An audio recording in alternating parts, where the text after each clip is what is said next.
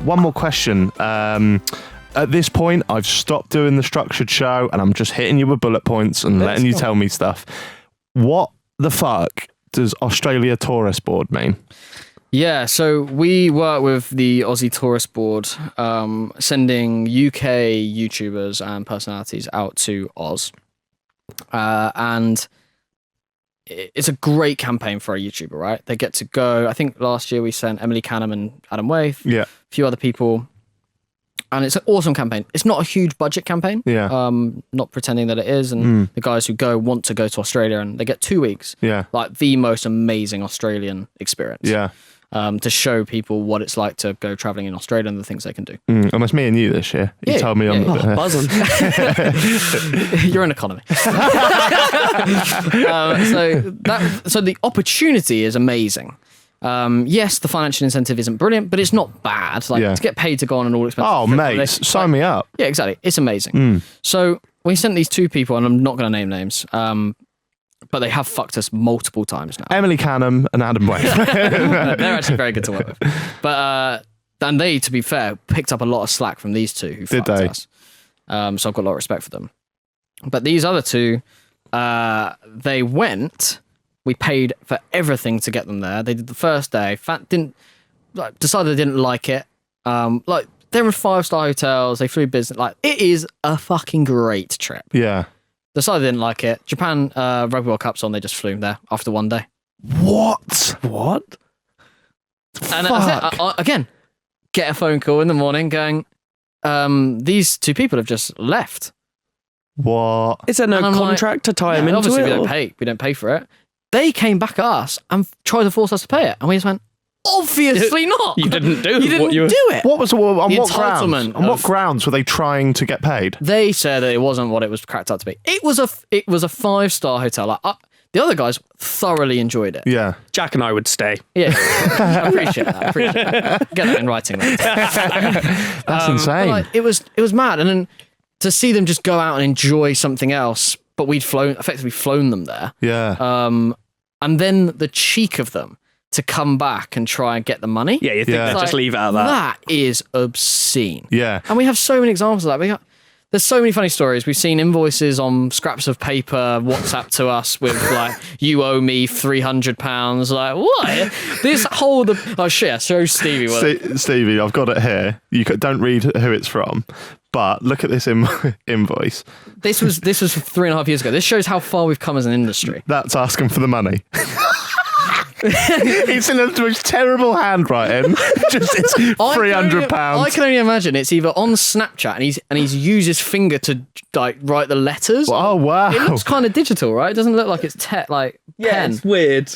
Oh my god! So it's, you owe me £300. Bank transfer, thanks. Yeah. My favourite part of that is that he did that and went, yeah, that'll do. That looks about right. And we obviously deal with lots of Facebook pages on the whole are run out of, Facebook group pages run out of like India and Kosovo and Albania and like people that English is their second language. Yeah. But honestly, some of the conversations are like, I went around the office to try and get some horror stories before I came on here. And one of the guys just popped up and went, oh, tell him about the time I got threatened to be killed. And I went, what? Rewind. I was talking to this guy who owns a football page on Facebook, and he's Russian. And I said, I want to do a collaboration with you guys. We'll pay for it. And the Russian guy just went, pay me now. And the guy who works for us went, yeah, we'll pay you. This is what we want to do. He said, no, pay me now. And he would reply with like, okay, look, we're going to negotiate what that is. But this is what we want you to do. Can you send over your bank details and things like that? And he went, no, pay me now. It's like, yeah, but we need your bank. We're going to need some sort of conversation here other than pay me now. We understand there's a transaction. At this point, you would have liked that bit of paper. And we just kept going back and forth. And then kept going back and forth. And to the point where he was like, you are a dick. You suck dick. You suck dick. It's like, how has it gone from I'm going to give you money to you suck dick? Yeah, I mean, I do, but that's besides the point. What are you getting the money for? And then it changed to, I know people in Russia. Well, I should hope so. I know other people. We kill you if you no pay. And we're like, tell us how to pay the money. At this point, it was fearing for your life. Yeah. You were paying him just for that. I'm going to say 3 words to you. Oh, I know what they are as well. Can you guess? It's going to revolve around nonce.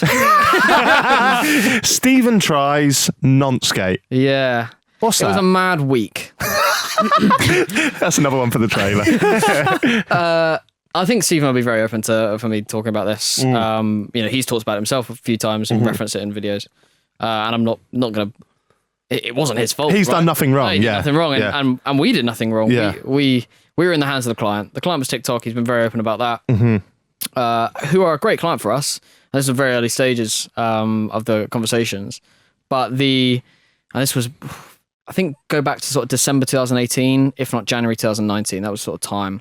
And obviously, in a nice way, in a weird way, and an unexplainable way, especially to a Chinese mega organization, Stephen's audience are affectionately calling him a nonce off the back of Will N.E. and I'm Alex and people like that who've like pushed this. Yeah.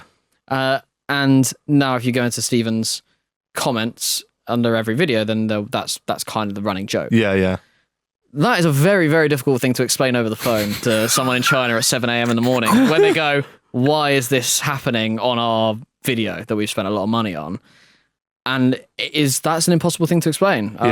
So right, hang on, role play, right? So I'm the guy, right? You're the I'm the Chinese guy. Don't We'll put not on do an the accent. accent. We'll not do the. Yeah. I'm a Chinese guy.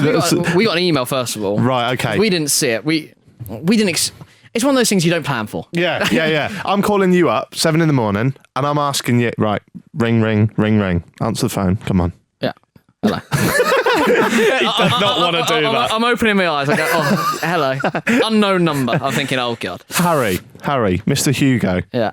Why the Do I have fuck? to keep the hand here the whole time? Yeah, it's method acting. Why the fuck are people calling... I'm never going to say it like this, but why the fuck are people calling StephenTries a nonce on our video? Is he a nonce? He's not. And that was what they believed. Oh, did he? Did they? That was the problem, right? Yeah. We had 2 phases of explanation. One, he's not. And Well, we can't rule it out. No. Really. But imagine someone who has no idea of the internet, of the YouTube culture around Stephen and even British YouTube humour, who sees a word they don't understand and Googles it and sees the first return of it and then goes, we've just spent a lot of money on this. And he's a paedophile. And he's a paedophile. Yeah. So that's their first thing. So the first thing I've got to convince them is that's not the case. Yeah. But then that might just seem like you're defending a paedophile. Yeah. I was in a no-win situation. Yeah. And then the second part of it is educating as to why that is going on. And then we all came to a very amicable situation where we pulled Stephen's part of it. Right. We, as a company, we took the hit and we paid Stephen. Right. So we didn't get paid for Stephen's bit, but we took the hit, and Stephen done all the work for us. Yeah. He come to the shoot day, done all that. Like it was what it was. We knew that we'd have to take the hit, but that's so be it. That's part of the game we're in. But yeah, TikTok pulled that part of the campaign. The rest of the campaign was very successful. Like Simon was part of it and a few other people. But yeah, mate, that week going back and forth over phone calls, texts, emails, horrible. dealing with Stu, who was in New Zealand. So I'm like having calls with him at like 4 a.m, trying to sort this out.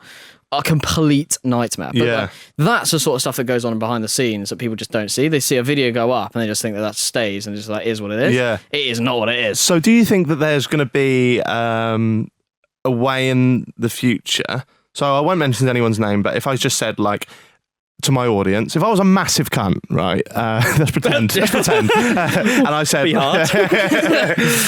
ex-YouTuber, go and spam them with the word pedo. Yeah. Could that really... That would really, really screw them. I mean, Stephen must have lost tens of thousands of pounds on brand deals based on that. I don't understand. Can't he just hide the word nonce from his comments? See, that was the mistake we made because the video we hosted was on the TikTok channel. Yeah. And we should have had the foresight to hide that word from the get-go. It's not one of those things that springs to mind when you're doing a brand deal.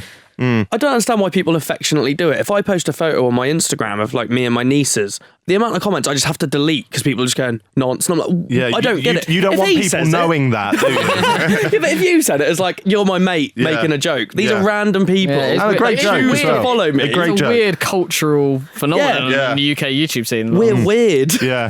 But it doesn't help. Like, if you're listening to this and you do that, honestly, you are possibly ruining. If they're your favorite creators, you are taking them out of the ability to earn money that they deserve, right? Yeah. Stephen is a great example of someone who deserves far more money than he gets, because that is one example of the reason that he can't get it, because he's not deemed that brand safe. Exactly the same as you, right? Yeah. So brand safety is a big thing for big brands who are willing to spend big budget. And so don't fucking do it. Just don't think about your actions to the person who you like, especially if you're doing it affectionately. If you're doing it because you hate them, fair play. Yeah. But if you're doing it because you like them and you think it's funny, then I think about it. Think about the repercussions on the individual. Who, forever, if you type in StephenTries, that connotation is going to come up.